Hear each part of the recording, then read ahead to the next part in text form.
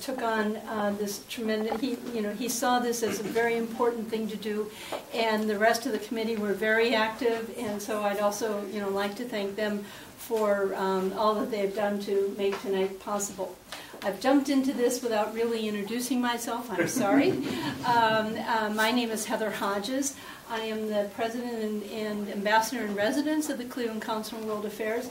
I've been there now just about a year. I'm a retired Foreign Service officer from Cleveland and delighted to be back here in Cleveland and to be working with CCWA. I thought I'd say a few words about CCWA today, because we're going to hear about CCWA, or what was Brooks Emeny's vision for what is today CCWA. And this is in particular, our friends here know a lot about what we do, but for the benefit of the family members. We principally deal in, right now, work in three areas. One is we bring in speakers programs. That's been going on for many, many years.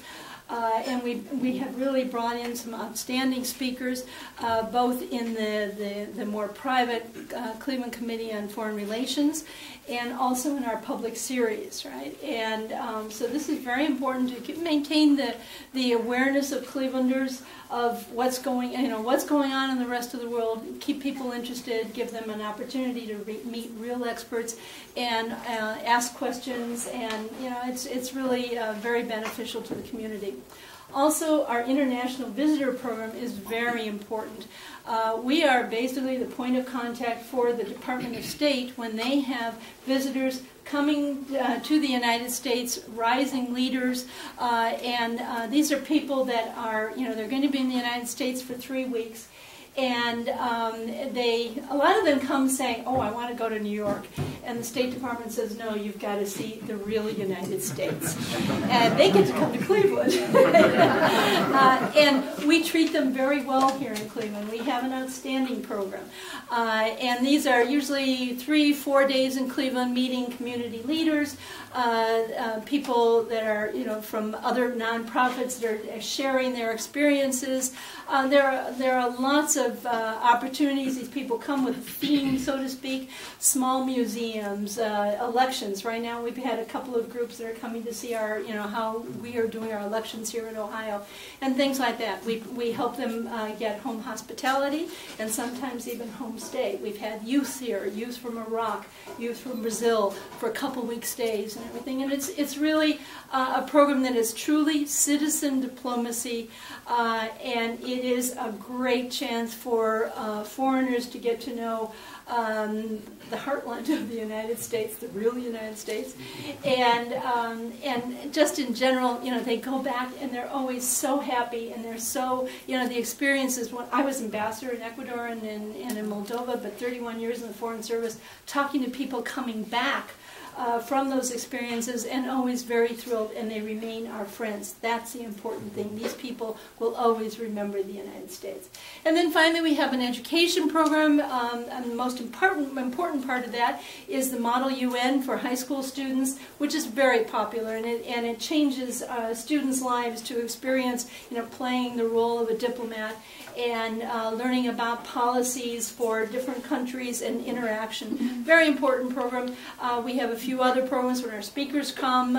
We also give them an opportunity to do video conferences with high school students. The last group, we had 13 schools, over 200 students in a video conference with our speaker. A great opportunity for students here in Cleveland to be able to ask questions of people who are truly expert.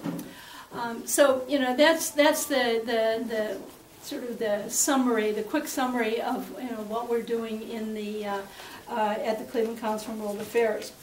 My next role is to introduce the Emeny family members, and for this I'm going to put my glasses on and read because I tried very hard to get you all straight and I haven't quite managed, right? So, but we will start out with Faith Emeny Conger, right, who is Brooks Emeny's daughter, right? I don't know if you all have had a chance to meet Faith yet. Then we have Faith's son, who would be Brooks' grandson, Stephen McCrae. I'm over here. Oh, by his middle name. Oh.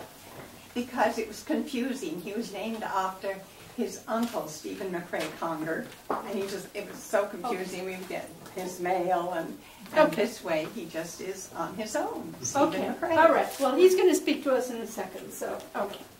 Then we have Janice McCrae. I'm here. Okay, wife of Stephen McCrae. But so Stephen isn't Stephen?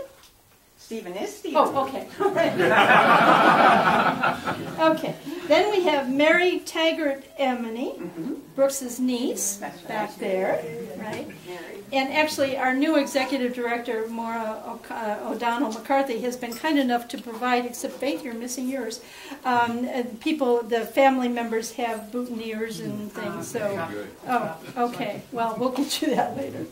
And then we have Mary Wagley Galletti, who's Brooks' grandniece. In other words, Brooks' brother's Frederick's daughter. And granddaughter. There'll be a test later. She's my niece. Okay, all right, yes. Okay, and then George B. Emeny Jr., who would be Brooks' nephew. Good. And where is he? Okay, there you go. Okay, all right. So that you'll all have a chance to talk to the various family members later. Now I want to introduce Dr. Weil Curry, who is the chair of CCWA since